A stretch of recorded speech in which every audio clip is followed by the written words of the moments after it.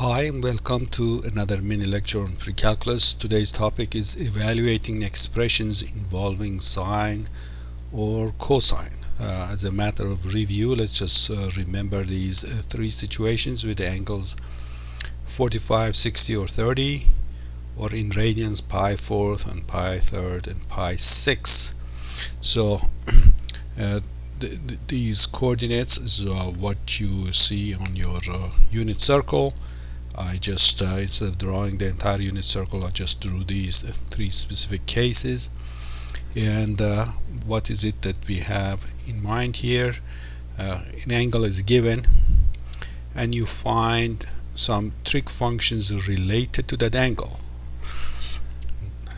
not the angle itself but something related to that angle. So in this case theta is pi over 4, and so we are dealing with this first situation here, pi over 4, 45 degrees. What are we after?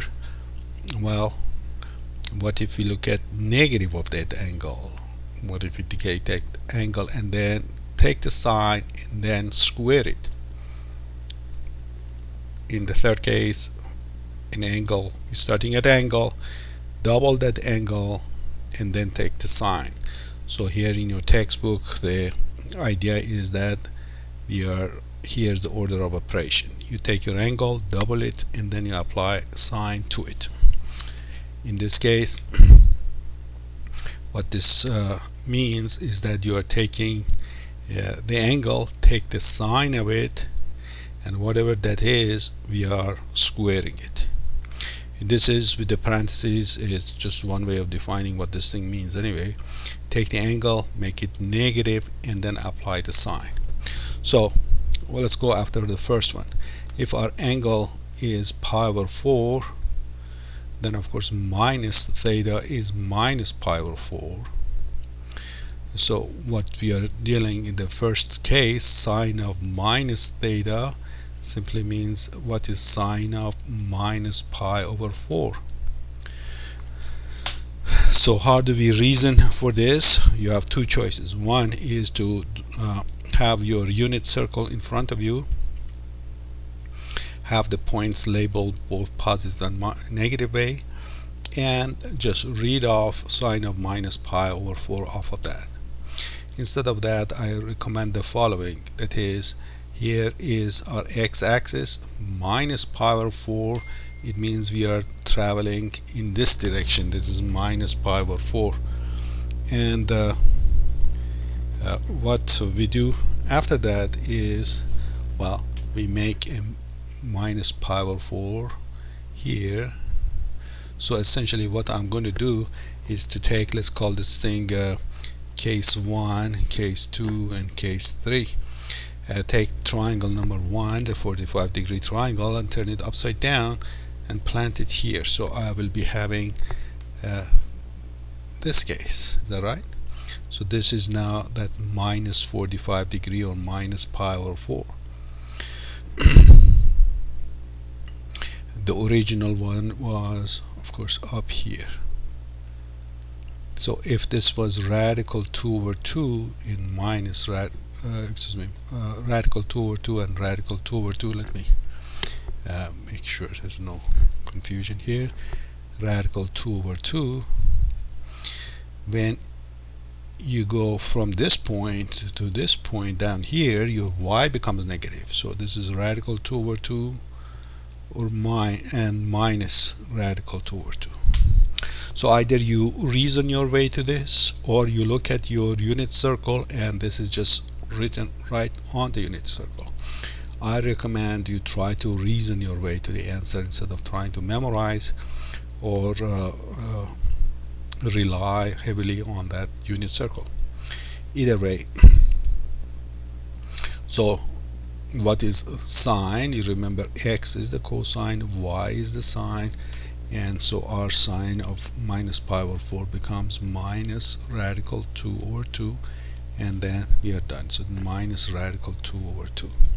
Sine square of theta, this simply means, as we said, you take the sine of, so this is part A. Part B, we have to take sine of pi over 4. After we are all done, we have to square it. Okay, so this is the notation of the 2 on top of the name of the function. Simply means take that value of the function and square it. Well, sine of pi over 4 was radical 2 over 2, and when you want to square it, the radical 2 squared is just 2, and 2 squared is 4, and you simplify that, you get 1/2. So this one turns out to be 1/2. In case C, sine of 2 theta. So strictly speaking, we need actually a parenthesis here to make sure we are not misunderstanding anything. Sine of twice pi over 4, so that is sine of pi over 2. So sine of pi over 2, where is pi over 2? Pi over 2 is right up here, where coordinates are 0 and 1. So what is the y in this case? Sine of pi over 2 is just 1. If you want to add a triangle,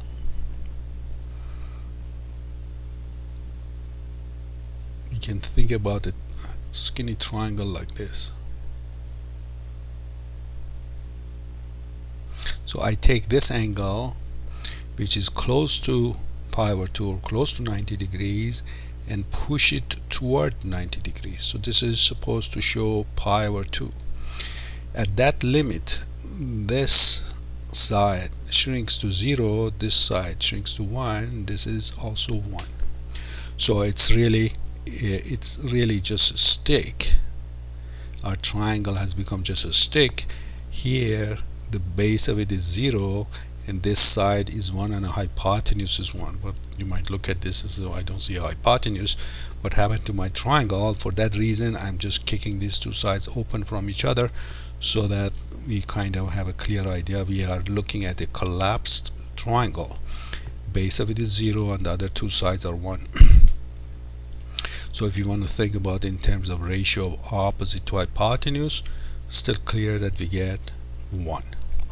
Either that, or think about in terms of the unit circle. In unit circle, pi over 2 corresponds to this north of this circle, y is 1 here, and then our answer is just 1.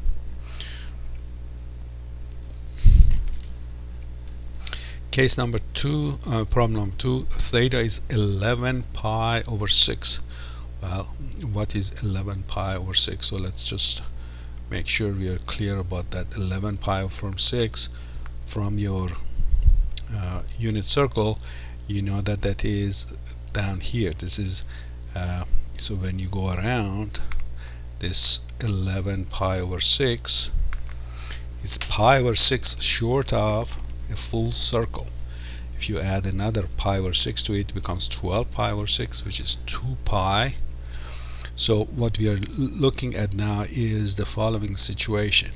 I have a triangle where this angle now is minus pi over 6 because I'm going in clockwise direction. At any rate, what are we after here? First thing that we want is cosine of minus theta. So cosine of minus theta, which means what? Cosine of minus 11 pi over 6. So minus 11 pi over 6, let's draw the unit circle again. So if I want to start from here and go minus 11 pi over 6, I will end up at this location. Well, what is that? Now I'm just pi over 6 left to go to make the full circle. So right now we are looking at the following situation.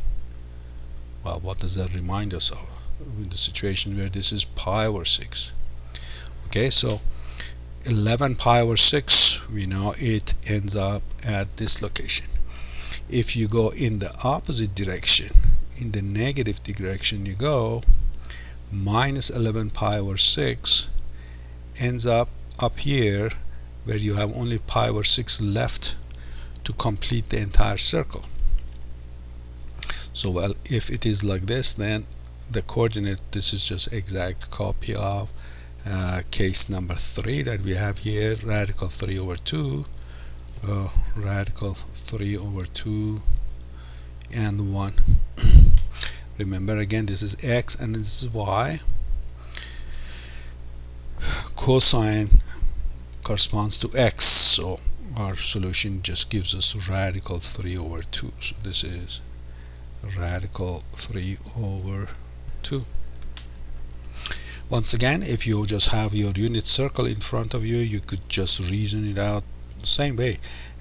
Minus 11 pi over 6, you go clockwise until you end up at a certain point on the unit circle, and on that point you probably have this thing written already there, radical 3 over 2. Excuse me, I made a mistake here.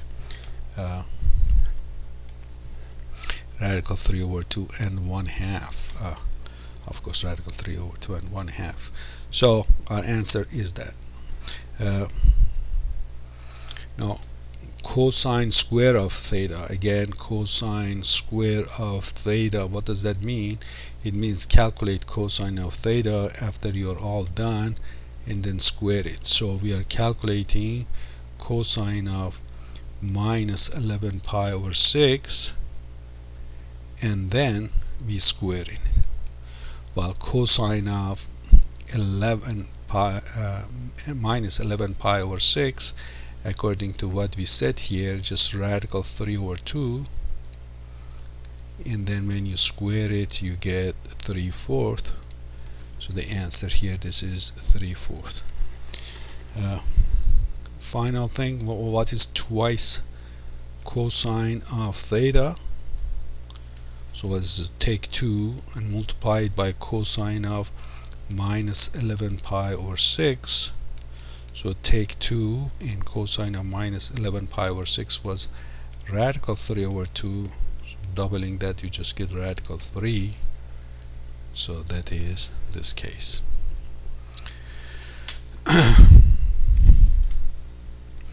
Theta is equal to 7 pi 6. 7 pi 6, you go to your unit circle, 7 pi 6 slightly past pi, you have pi 6 after that. You are at this location. So if you want to use your unit circle, you go on the unit circle and look at this, and you see that the coordinates are minus radical 3 over 2 and minus 1/2. Okay, and then you can use that. First one says, well, what if I double? Well, first of all, sine of 7 pi 6, well, what is that? Well, that's the y value, so that's minus 1/2. If you wanted to use your triangle, the triangle that you would be using now is triangle number 3, except that you have to position it where you need it. What position do we have now? Position that we have is like this. So this is our coordinate system, and the original triangle was up here, and the coordinate of this point was radical 3 over 2 and 1/2, the original triangle. We have put it in the third quadrant, so it becomes minus radical 3 over 2 and minus 1/2. Either way, you look at your unit circle or reposition the triangle that you have in the quadrant that you need, and then keep on calculating. That's the answer to part. Well, let me.